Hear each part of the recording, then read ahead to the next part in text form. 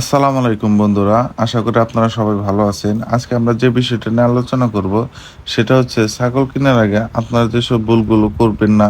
আর যদি এইসব ভুলগুলো করেন তাহলে কিন্তু আপনারা একটা বড় ধরনের লসের সম্মুখীন হবেন।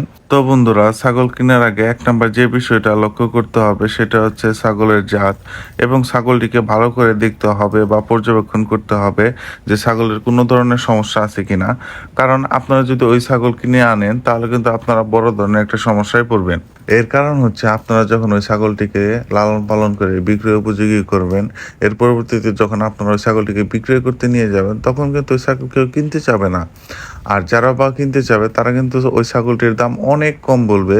তখন কিন্তু আপনারা একটা বড় ধরনের লসের সম্মুখীন হবেন। তাই ছাগল কেনার আগে অবশ্যই দেখে শুনে ভালো করে বুঝে তারপর ছাগল কিনবেন। দ্বিতীয় নাম্বার যে বিষয়টা আগে লক্ষ্য করতে হবে সেটা হচ্ছে ছাগলের নাক। এই নাক যদি শুকনা থাকে তাহলে বুঝতে হবে যে ছাগলের ঠান্ডা লাগে নাই, কিন্তু যদি ভিজা থাকে বা নাক দিয়ে পানি আসে তখন বুঝতে পারবেন যে ছাগলের ঠান্ডা লাগছে বা পিঁপড়ার রোগ আছে।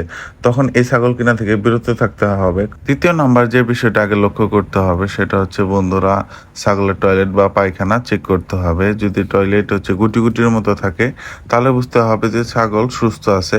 কিন্তু যদি অন্যরকম দেখেন তখন বুঝতে হবে যে ছাগলের কোনো ধরনের সমস্যা আছে, বা ছাগল ঝিমায় কিনা এটাও কিন্তু আপনাদের আগে লক্ষ্য করতে হবে। যদি ঝিমায় তখনও বুঝতে পারবেন যে ছাগলের কোনো সমস্যা আছে। চতুর্থ নাম্বার যে বিষয়টা লক্ষ্য করতে হবে সেটা হচ্ছে আপনারা ছাগল কেনার আগে কোন জায়গাতে পাতা বা কোন জায়গাতে ঘাস ম্যানেজ করবেন সেটা ছাগলকে খেতে দিবেন।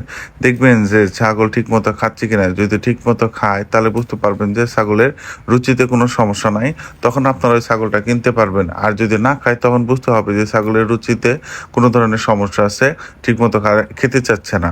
এইসব দিকগুলো আগে ভালো করে লক্ষ্য করবেন। যদি প্রয়োজন পড়ে তাহলে আরো ভালো করে লক্ষ্য করেন। কারণ হচ্ছে ভিউয়ার্স, আমি চাই না আপনাদের কোনো টাকা লস হোক বা আপনার কোনো লসের সম্মুখীন হন।